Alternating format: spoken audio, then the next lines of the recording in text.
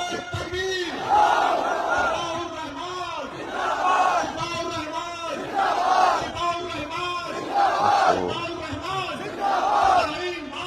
मसलक के अख्तलाफात कम हो जाते हैं।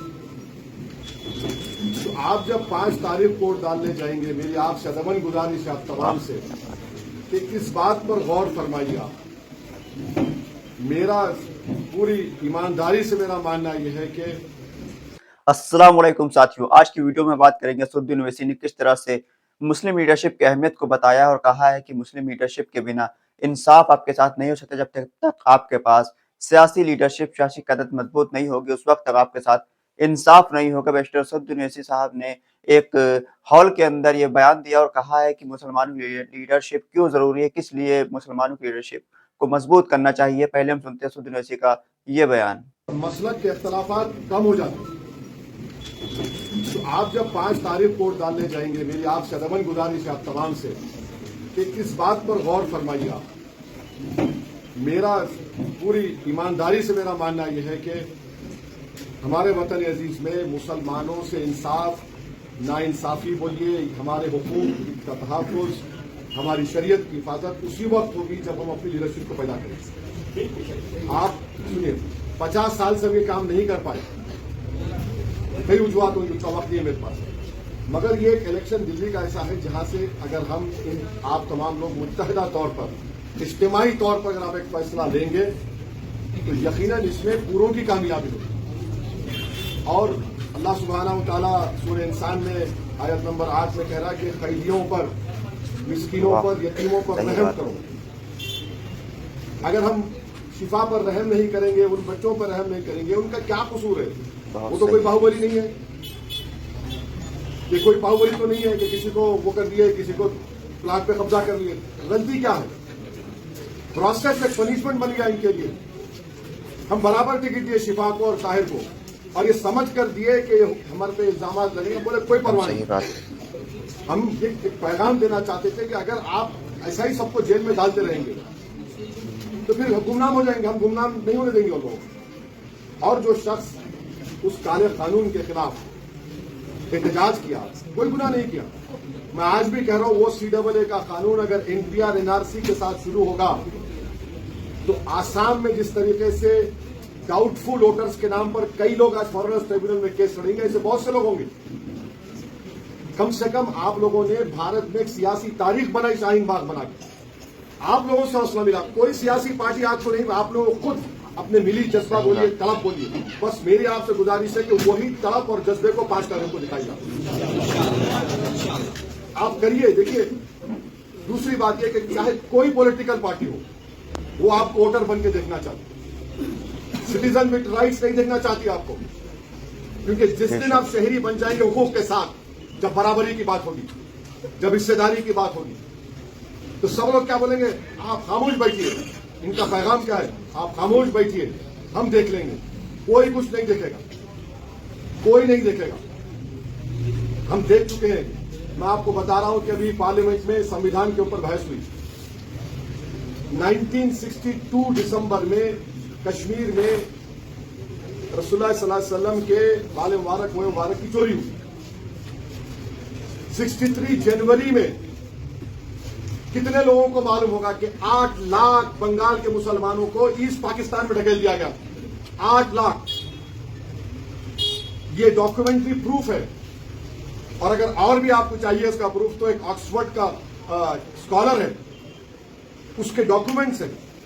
आज हम बोल रहे हैं आसाम में ऐसा हो रहा। 1962 में 40,000 आसाम त्रिपुरा से मुसलमानों को या तो पाकिस्तानी बोलकर या फिर उनको फोर्सफुली ढकेल दिया गया। ये सिलसिला खत्म होना चाहिए ना कहीं तो रुकना चाहिए। इसीलिए हम खड़े होकर, मुझे लोग क्या क्या बातें बोलते हैं, मगर मैं इन चीजों को देख रहा हूं और महसूस भी कर रहा हूं, आप भी कर रहे हैं। मगर होता क्या? करेंगे क्या? करना आपको ही है, कोई आसमान से आने वाला नहीं है, कोई जमीन से निकलने वाला। आपको हमको मिलकर करना है।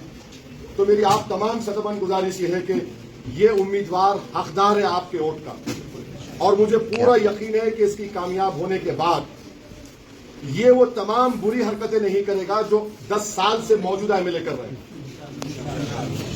यहाँ पर पीने के पानी का एक बहुत बड़ा मसला है, डेवलपमेंट का एक बहुत बड़ा मसला है, कचरे के अंबार है, ड्रेनेज और स्टॉर्म वाटर ड्रेन बहते रहते हैं। और ताज्जुब हुआ कि यहाँ पर 1 गज जमीन 3.5-4 लाख रुपए में, माने मैं जिस घर में रहता हूँ उस इलाके में तो 50,000 रुपए जहां मैं रहता हूँ हैदराबाद में, बता रहा हूं आपको, 3.5-4 लाख रुपए पर स्क्वायर यार्ड ओखला में है।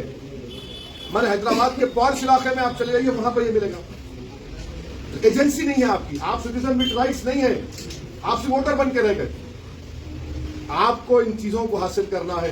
देखिए, सवाल मेरा आपसे गुजारिश है कि आप मुझे पसंद नहीं करते, हटा दीजिए मुझे, क्या मगर किसी को तो करिए। मैं ये नहीं कह रहा हूं कि मेरे पास एक जादू की छड़ी है, मैं कुछ कर दूंगा। मैं आपसे कह रहा हूं कि हमको ही करना है।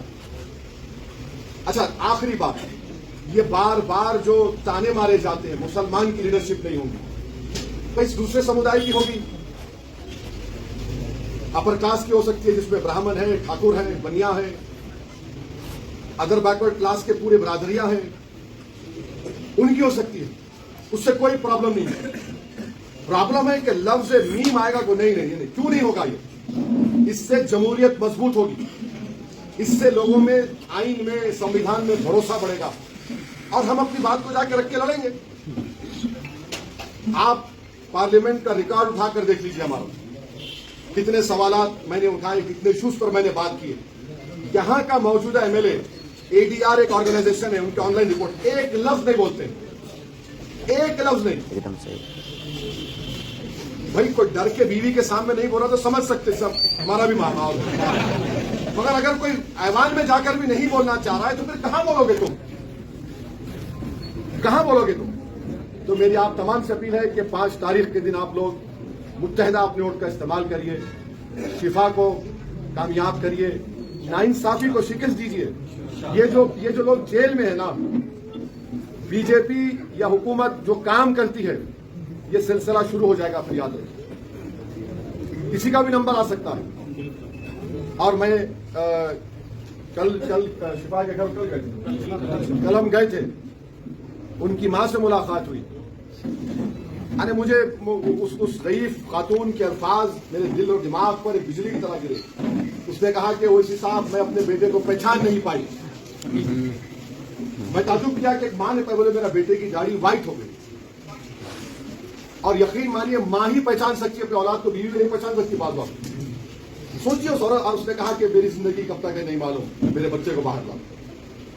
मेरे भाई, ऐसे बहुत सी तकालीफ की बातें हैं, बस हमको इस तकालीफ को खत्म करना है।